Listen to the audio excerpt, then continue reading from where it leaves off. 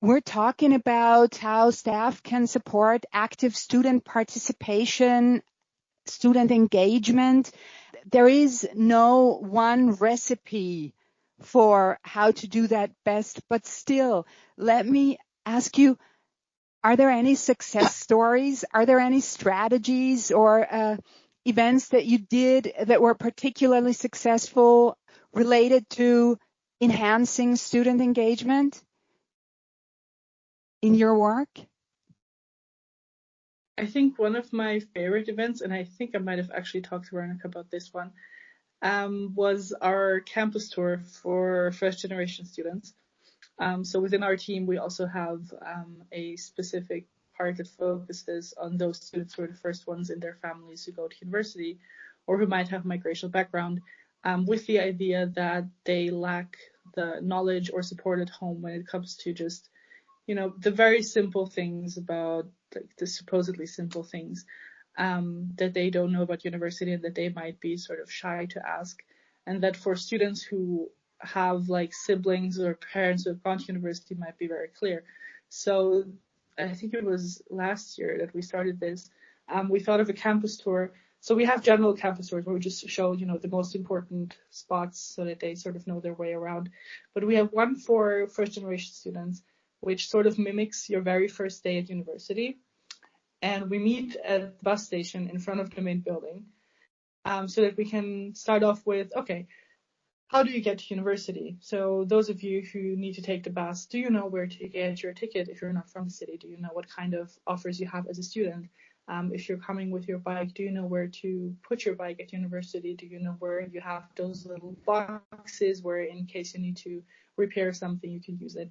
And then we walk, throughout the entire campus, and we also go into a lecture hall and we answer very specific, like we sat down as a team and tried to come up with every possible scenario. So we sit there with the group, then we try to make very small groups. So it's usually 10 people and one of us. And you ask them, okay, so let's imagine you had to go to the bathroom.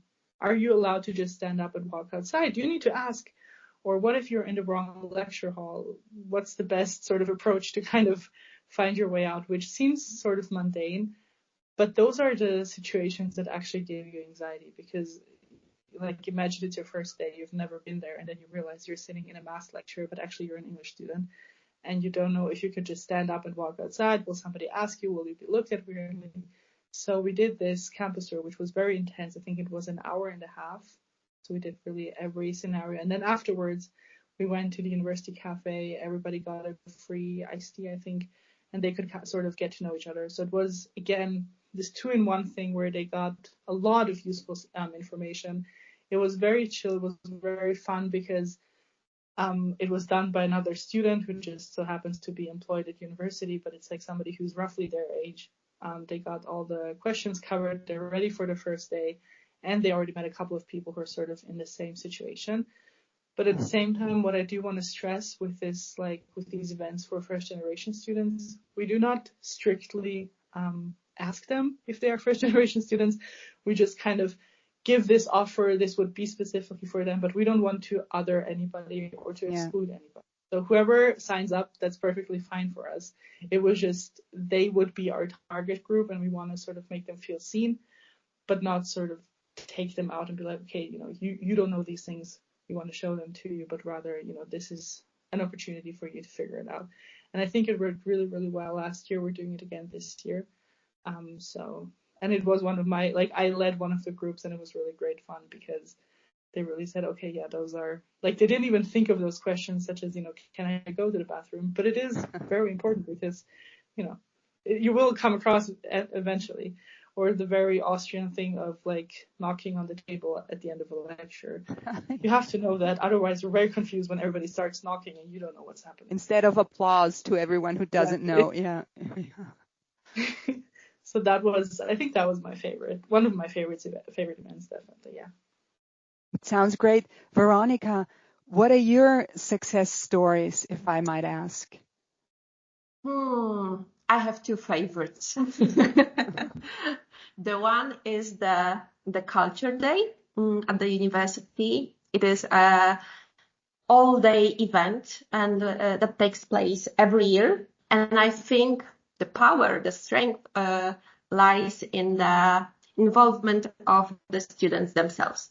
Once again, this is very, very important because it just makes sense for them that they are creating something which is important for them. They have, space, opportunity to share their voice. And I think this possibility to switch roles, to be a teacher, to be a lecturer, to be a trainer, is very important. I think it can give them this feel of power, but in a good way, like a self-agency that they can do things and they can teach others something. So basically, I am sending open invitation to everyone who study at our university and give them some questions, what they want to do. This is open survey and I gave them deadline. After that, I have individual consultation with them, what they want to do, what is possible to provide from our side as a university. And so far we had basically dance, craft, art workshops prepared by them. And this is very, joyful, exciting day. From the early morning till the end of the day, when we usually at the end we have a common refreshment, and I order food from restaurants that serve authentic dishes of a particular cuisine, and those are also places recommended by our students. It seems very simple, but it is very significant because it is another way for them to show a piece of their tradition, their culture. They show how to eat something which is very specific way for taste some kind of dish. So this is very, very nice event. And it gives another chance to share your story. You do not have to be an expert of your culture, know everything about your country of origin, but you have your story. You have your specific narrative that you can share. And this is very interesting for others. So not only for other students, but we invite also people from didactic staff, from our administrative employees. So this is very nice event when you can talk with people who sometimes you do not have opportunity to speak to during the whole academic year. So this is something that I really like. And if I can, I want to say something more about one more event because I just love it. This is absolutely my favorite one. And this project is Intergenerational Language Tandems. I did it 2 times and I fingers crossed that I will have, green light to do it once again in a new year. This project is created for 2 groups of people. Students for now it is for students from Ukraine who are studying at our university and they are intensively learning Polish. And we have such a group of people. And also for people from University of Third Age who are studying also at our university. So basically I match them up in pairs. We draw lots. And in these tandems, these pairs, they work together for 3-4 months. They have individual conversations to learn Polish, to know more about Warsaw, about living in Poland from native speakers. So this is a big advantage of this project, that this is different kind of learning. This is not a lesson. This is not, group classes with different people. This is one-to-one approach and with someone who is not a teacher, but just know how to speak in this language, how to speak this language. So this is lovely. And obviously the starting point is learning the Polish. But from my perspective, this is the opportunity to build this intergenerational dialogue, because the age gap is quite big. We have people who are, 17 and people who are over 60. So They have different, it is very cool. And to be honest, those are over 60, they have so much energy that I am impressed, really impressed how amazing they are. And it is also opportunity to break down some stereotypical perceptions about age. Yeah, age. Yeah. So this is amazing. And it's thankfully, this is also a good project to build self-confidence for both groups, to try new things, to increase your courage to try those things. And I see after 2 editions that people who take part in them, they already are, I would say they are more bold and, they want to be involved in more activities at university. So this is something very powerful, and I love this project. And, I have this big hope that we will able to do another edition and another edition, because it is not, the results are not just visible after each project.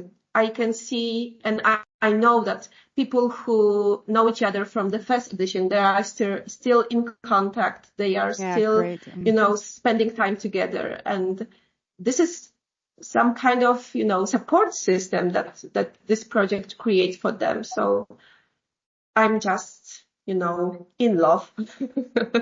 That is wonderful to hear. And, we talked about peer coaching, but peer learning in this case, peers play a very important role for belonging, but also for learning processes. So great to hear about these success stories. Very inspiring.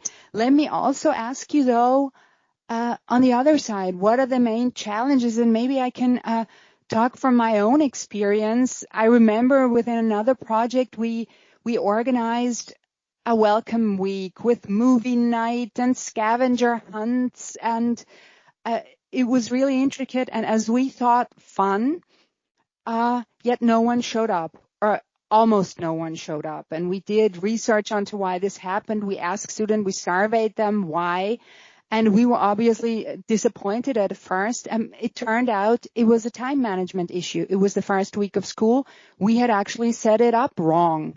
So to be able to grasp that and not say, hey, no one's engaged here, but that there are reasons for this, concrete reasons for this non-engagement, was a learning curve for us. But I was wondering, more generally, what are the challenges in your work? I think it kind of goes hand in hand with what you mentioned, and what we sort of kept talking about in the group, is that you cannot reach everybody as much as you would like to. The tendency is sort of always going to be the ones who are super engaged, just going to be even more engaged, and you are going to reach some of the ones who aren't as engaged. But I think it's difficult to get every single person, and I think it's also difficult to kind of admit that to yourself, and to understand, you tried your best. And I think it kind of helps what you just said with, you did your survey and you saw what the issue is.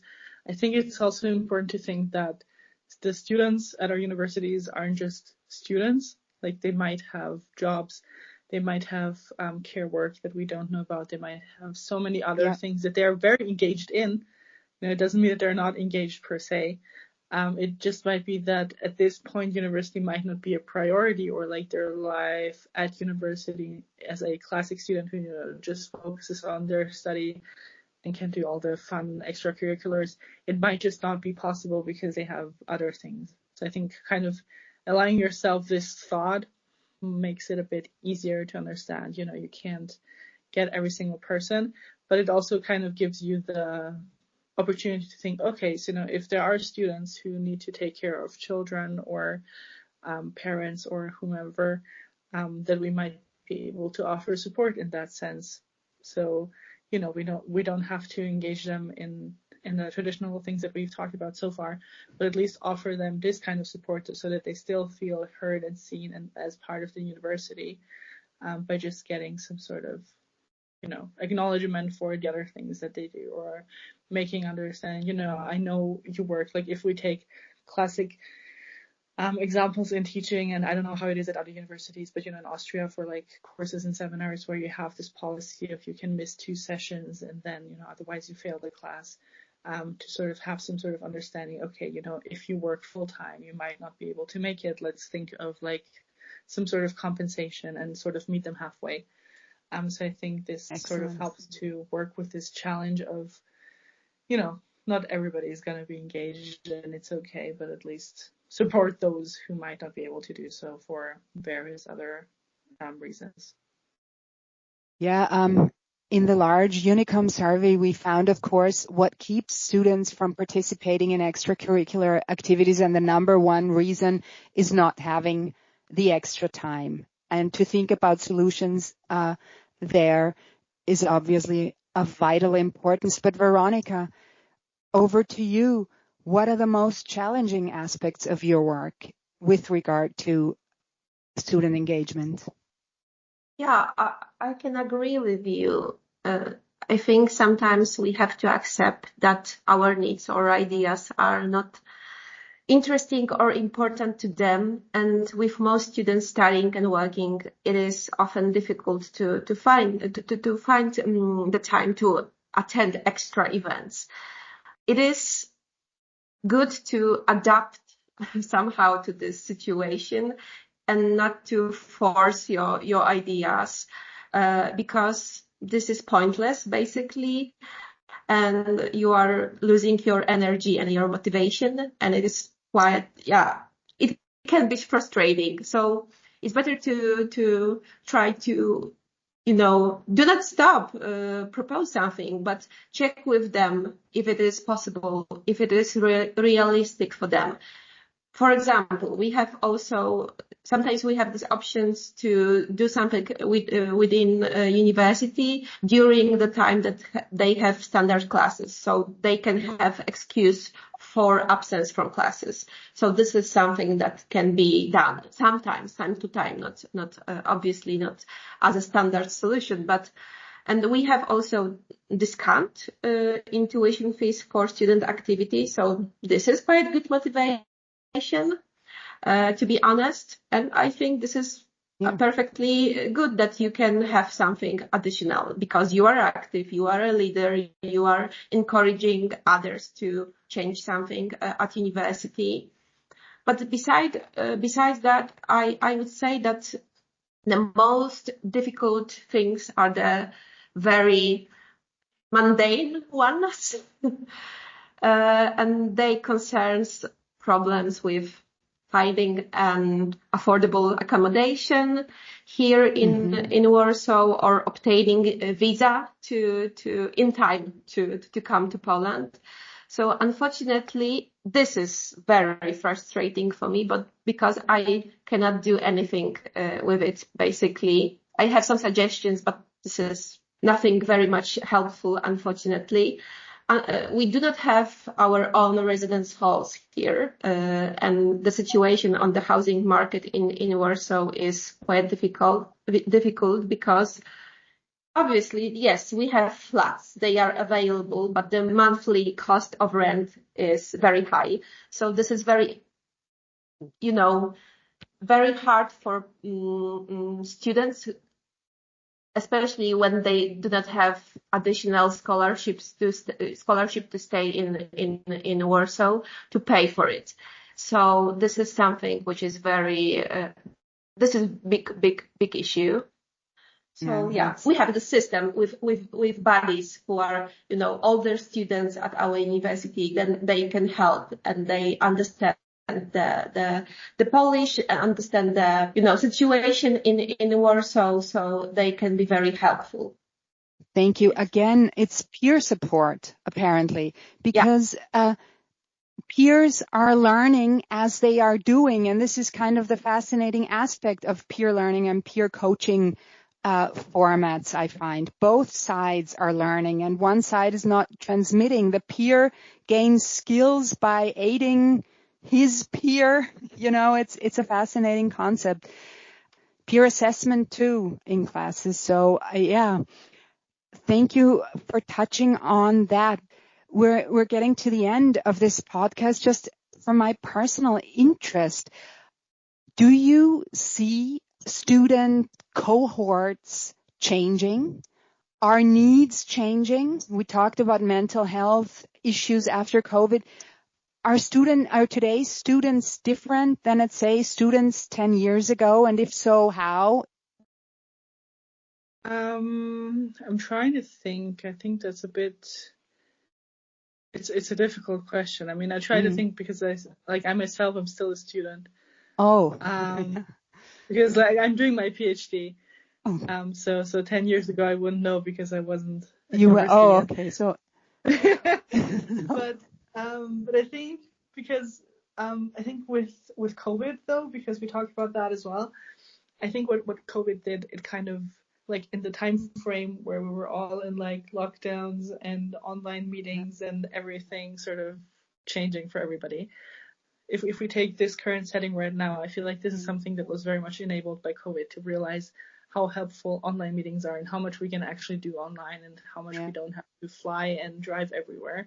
And how much, it has sort of facilitated meeting other people and stuff like that in our view. But I think for those students who started during COVID, I think this has left a sort of group of students who have never fully settled into this being a student, because I know you're always told like these are the best years of your life. This is going to be so much fun. It was for me because, I started my bachelor's in 2016. It was great.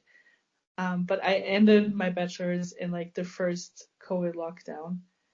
And I hated it because I was trying to, finish my degree, do my internships at high school because I was doing a teaching degree, and I had to do them online. And I was sitting there with like all those high school kids who were doing this for the first time. I'm doing my first teaching lessons. I don't know what I'm doing. They don't know what's happening. It was frustrating for everybody, but I was like, okay, but like I'm finishing. I already have friends. I know how university works. I work at university. Like for me, it's fine. But if I imagine I had to start in 2020 or 2021, where things were still, unsure and closed off and hybrid and whatever, I think it's so much harder to really get this social aspect that is so crucial to sort of being engaged and being part of university. So I think this is a group that has really struggled a lot. I think by now the ones who start now, like for them, it's kind of back to how it was for me when I started, but they had like difficult times in high school, I guess. So I think that sort of changed, and I think it kind of left a lasting impact, because I do think COVID changed a lot of university structures as well. Sort of it led to us doing a lot more things online and offering things online and seeing the benefits of those. But I think for the social aspect, it did quite some damage. So that's one sort of difference I would see. But maybe Weronika besides. Yeah, Weronika, over to you from your perspective. Have there been any changes? I don't know if they have changed. I started working at university in September 2021, so it was already during the pandemic. Yeah. But I think that, living in this difficult, rapidly changing times affects all of us probably. So for me, it's easy to feel overwhelmed, depressed, to feel this is all too much, and probably access to information about what is happening in the world is quite a lot. So I guess it has a big impact on mine and their well-being and mental condition.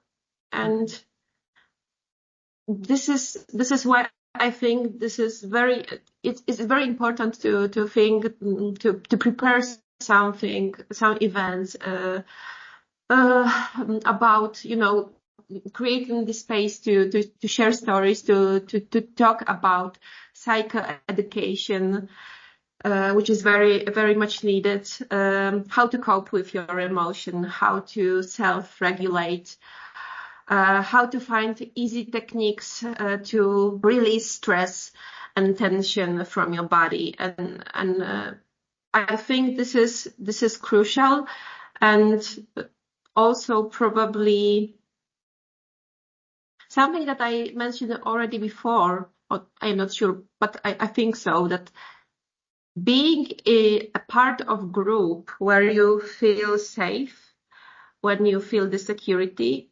safe, you feel this sense of belonging and you being understood. This is very important and can be useful, can be helpful in the situation. So I would say those things. And it's hard for me to assess if there are many changes, but, just as I am, seeing myself and changes that are important for me, I can imagine that this is quite challenging for them as well. Thank you. I mean, yeah, one could also say that one good thing that came out of recent transformations is that people acknowledge openly and explicitly the importance of the social aspect in higher education. And one thing that I do admire in this current cohort of students is that they're able to talk about their mental health, that talking about mental well-being has lost much of its stigma. And I think that's also related to needs that weren't just so apparent after the pandemic, which it's been quite a while now. Thank you, Nikol and Weronika, for this wonderful conversation. It is always great talking to you and sharing experiences and insights. It's always fascinating to hear also those success stories. But hopefully our listeners were also able to receive some information and join in this little group. I thank you very much for being on board, and I will see you hopefully in our next session in the peer coaching group. Thank you very much once again for inviting me and giving me this chance to share with you my experience. It was a pleasure. Thank you also from my side. I'm very, very excited also to hear the other podcast episodes for the other topics. So I think this is like a nice way to sum up our coaching group, which still goes on, but like the main part. Yeah, I'm rooting for our colleagues in next series. So this concludes episode 1 of the UNICOMM staff podcasts on supporting student engagement. Episode 2 will be dedicated explicitly to staff well-being. Stay tuned and have a nice day.